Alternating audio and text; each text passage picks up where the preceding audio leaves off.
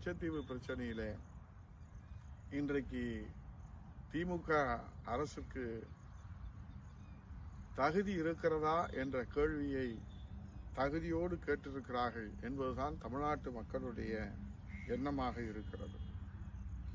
ஆகவே கச்சத்தீவு உரிமையை காவு கொடுத்தவர்களே காப்பாற்றுகின்ற நாடகத்தை இன்னும் எத்தனை காலம் நடத்துவார்கள், அதன் மூலம் மீனவர்களை ஏமாற்றுவார்கள் என்பதை ஒவ்வொரு முறையும் சட்டமன்றத்திலே எடுத்துச் சொல்வதோடு கச்சத்தீவு பிரச்சனையிலே உண்மையான தீர்வு காண மீண்டும் புரட்சித் தமிழர் ஐயா எடப்பாடி அவருடைய தலைமையிலே இருவரும் தெய்வங்களின் ஆட்சியோடு மக்களாட்சி மலர்ந்து நாம் வெற்றி வாகை சூடுவதற்கு இந்த பௌர்ணமி திருநாளிலே தமிழ்நாட்டு மக்கள், குறிப்பாக தென்னாட்டு மீனவர்கள் உறுதிமொழி ஏற்க வேண்டும் என்று கேட்டு வணங்கி விடைபெறுகிறேன்.